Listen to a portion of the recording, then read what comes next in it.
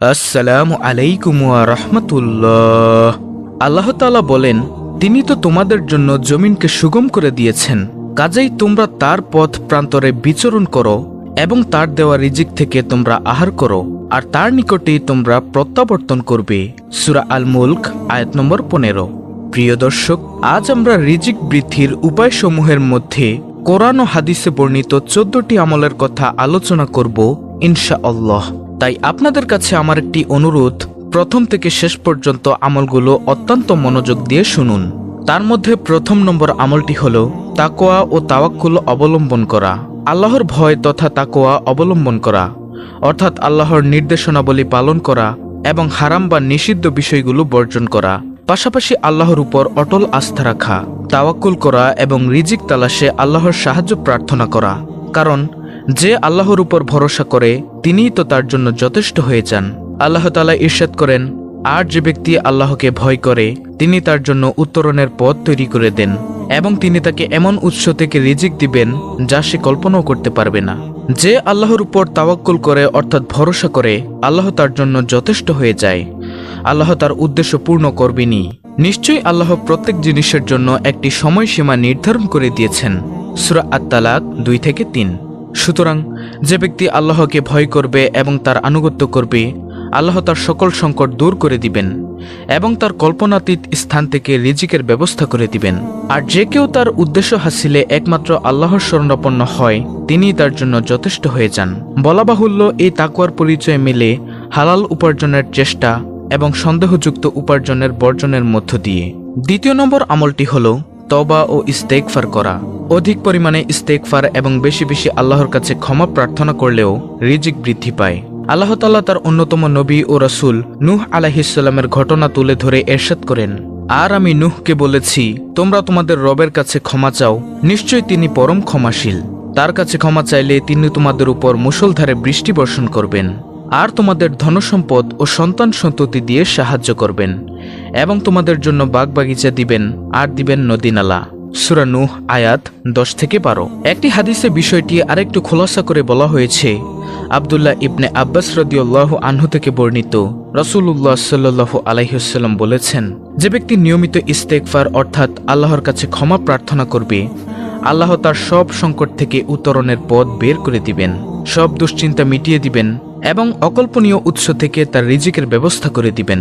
আবু দাউদ 1520 নং হাদিস, ইবনে মাজাহ 3819 নম্বর হাদিস। তারপরে তৃতীয় নম্বর আমল আত্মীয়তার সঙ্গে সুসম্পর্ক বজায় রাখা। আত্মীয়তার সঙ্গে সুসম্পর্ক বজায় রাখা এবং তাদের হক আদায়ের মাধ্যমেও রিজিক বাড়ে।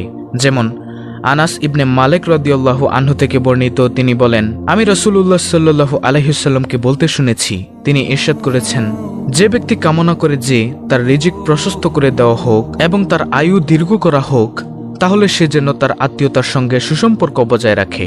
বুখারী শরীফের হাদিস 5985 নং হাদিস। চতুর্থ নম্বর আমলটি হচ্ছে প্রিয় নবী সাল্লাল্লাহু আলাইহি ওয়াসাল্লামের উপর বেশি বেশি দুরূদ পাঠ করা। রাসূলুল্লাহ সাল্লাল্লাহু আলাইহি ওয়াসাল্লামের প্রতি দুরূদ পাঠেও রিজিকে প্রশস্ততা আসে। তুফাইল ইবনে উবাই ইবনে কাব রাদিয়াল্লাহু তাআলা আনহু থেকে বর্ণিত, তিনি বলেন, আমি জিজ্ঞাসা করলাম, হে আল্লাহর রাসূল সাল্লাল্লাহু আলাইহি ওয়াসাল্লাম, আমি আপনার প্রতি অধিক হারে দুরূদ পড়তে চাই, অতএব আমার দোয়ার মধ্যে আপনার দুরূদের জন্য কতটুকু অংশ রাখব? তিনি বললেন, তুমি যতটুকু চাও। ইবনে কাব বলেন, আমি বললাম, 1/4। প্রিয় নবী সাল্লাল্লাহু আলাইহি ওয়াসাল্লাম বললেন, তুমি যতটুকু চাও, তবে তুমি যদি আরো বেশি দুরূদ পড়ো তা তোমার জন্য উত্তম হবে। আমি বললাম, অর্ধেক। তিনি বললেন, তুমি যতটুকু চাও, তবে তুমি যদি আরো বেশি পড়ো তা তোমার জন্য আরো উত্তম হবে। কাব বলেন, আমি বললাম, তাহলে ইবাদতের 2/3। তিনি বললেন, তুমি যতটুকু চাও, তবে তুমি যদি তার থেকেও বেশি পড়ো তা তোমার জন্য উত্তম হবে। আমি বললাম, তাহলে আমার দোয়ার পুরোটা জুড়েই শুধু আপনার দুরূদ রাখবো।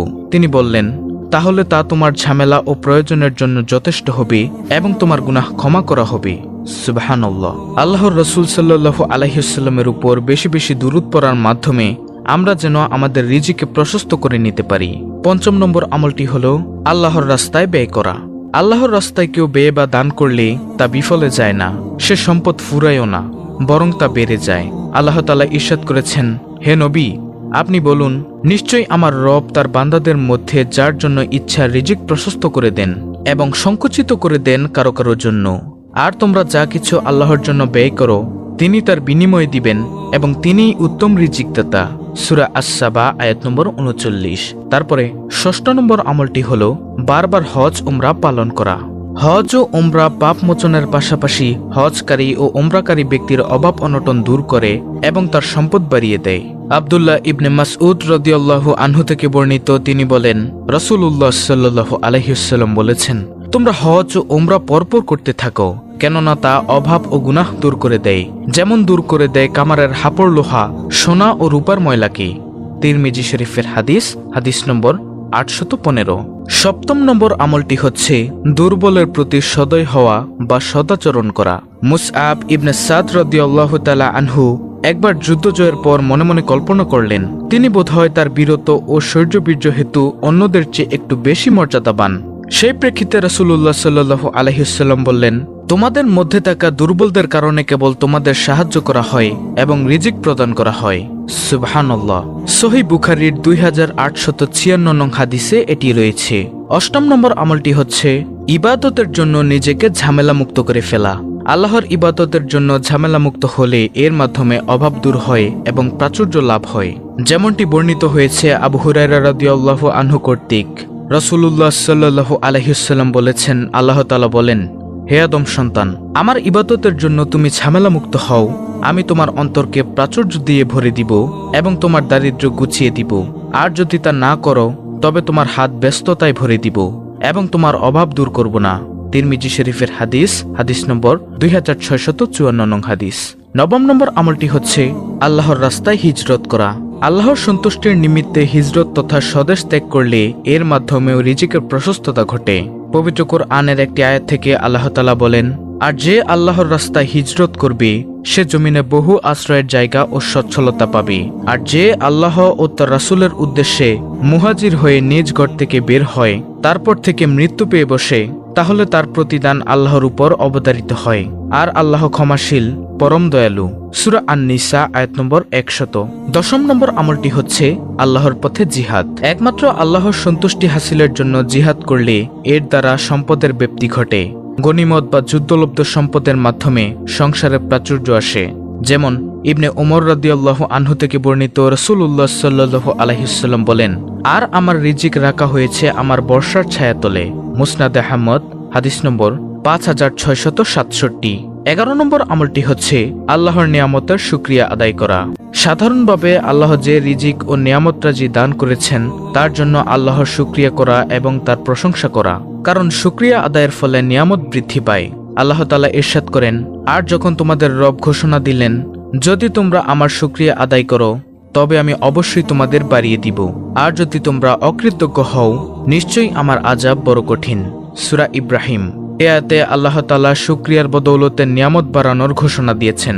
আর বলা বাহুল্য, আল্লাহর বাড়ানোর কোনো সীমা পরিসীমা নেই। ১২ নম্বর আমলটি হচ্ছে বিয়ে করা।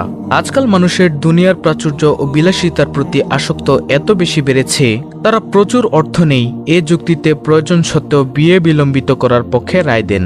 তাদের কাছে আশ্চর্য লাগতে পারে একথা যে বিয়ের মাধ্যমেও মানুষের সংসারে প্রাচুর্য আসে, কারণ সংসারে নতুন যে কেউ যুক্ত হয় সে তার জন্য বরাদ্দ রিজিক নিয়েই আসে। আল্লাহ তাআলা ইরশাদ করেন, আর তোমরা তোমাদের মধ্যকার অবিবাহিত নারী পুরুষ ও সৎকর্মশীল দাস দাসীদের বিবাহ দাও, তারা অভাবী হলে আল্লাহ নিজ অনুগ্রহে তাদেরকে অভাবমুক্ত করে দিবেন। আল্লাহ প্রাচুর্যময় ও মহাজ্ঞানী। সূরা আন-নূর আয়াত নম্বর ৩২। ওমর ইবনে খাত্তাব রাদিয়াল্লাহু তাআলা আনহু বলেন, ওই ব্যক্তির ব্যাপার বিস্ময়কর যে বিয়ের মাধ্যমে প্রাচুর্য খোঁজে না, কারণ স্বয়ং আল্লাহ বলেছেন তারা অভাবী হলে আল্লাহর নিজ অনুগ্রহে তাদেরকে অভাবমুক্ত করে দিবেন। তারপরে ১৩ নম্বর আমলটি হলো অভাবের সময় আল্লাহমুখী হওয়া এবং তার কাছে দোয়া করা। রিজিক অর্জনে এবং অভাব দূরীকরণে প্রয়োজন আল্লাহর কাছে দোয়া করা, কারণ তিনি প্রার্থনা কবুল করেন। আর আল্লাহ তাআলাই রিজিকদাতা এবং তিনি অসীম ক্ষমতাবান। আল্লাহ তাআলা বলেন, আর তোমাদের রব বলেছেন, তোমরা আমাকে ডাকো, আমি তোমাদের জন্য সাড়া দিব। সূরা আল মুমিন আয়াত নম্বর ৬০। এই আয়াতে আল্লাহ তাআলা দোয়া করার নির্দেশ দিয়েছেন, আর তিনি তা কবুলের জিম্মাদারি নিয়েছেন যতক্ষণ না দোয়া কবুলের জন্য কোনো বাধা বা অন্তরায় না হয়। যেমন ওয়াজিব তরক করা, হারাম কাজে জড়ানো, হারাম আহার গ্রহণ বা হারাম পোশাক পরা ইত্যাদি, এবং দোয়া কবুলের জন্য খানিক বিলম্বিতকরণ। আল্লাহর কাছে এইভাবে দোয়া করে যেতে পারে, হে রিজিকদাতা, আমাকে রিজিক দান করুন, আপনি সর্বোত্তম রিজিক দাতা। হে আল্লাহ, আমি আপনার কাছে পবিত্র প্রশস্ত রিজিক চাই। হে সত্তা, হে আল্লাহ, যার ধনভাণ্ডার ঢল সত্ত্বেও যার ভাণ্ডারে কোনো কমতি হয় না, হে আল্লাহ, আমাকে আপনি আপনার হালাল দিয়ে আপনার হারাম থেকে যথেষ্ট করে দিন, আর আপনার দয়া দিয়ে আপনি ছাড়া অন্যদের থেকে যথেষ্ট হয়ে যান। হে আল্লাহ, আপনি আমাকে যে রিজিক দিয়েছেন তা দিয়ে সন্তুষ্ট বানিয়ে দিন, আর আমাকে যা দিয়েছেন তাতে বরকত দিন। অভাবকালে মানুষের কাছে হাত না পেতে আল্লাহর শরণাপন্ন হলে এবং তার কাছে প্রাচুর্য চাইলে অবশ্যই তার অভাবমোচন হবে এবং রিজিক বাড়ানো হবে। সর্বশেষ 14 নম্বর আমলটি হল গুনাহ ত্যাগ করা। আল্লাহর দ্বীনের উপর অটল থাকা এবং নেকির কাজ করা, গুনাহ ত্যাগ করা অত্যন্ত গুরুত্বপূর্ণ এবং শক্তিশালী একটি আমল। তবে সব সময় আমাদের মনে রাখতে হবে, আমরা দুনিয়াতে চিরদিন থাকার জন্য আসিনি। তাই দুনিয়াকে প্রাধান্য না দিয়ে উচিত হবে আখিরাতকে অগ্রাধিকার ও প্রাধান্য দেওয়া। আমাদের অবস্থা দেখে আল্লাহ তাআলা বলেন, বরং তোমরা দুনিয়ার জীবনকে প্রাধান্য দিচ্ছ, অথচ আখিরাত সর্বোত্তম স্থায়ী।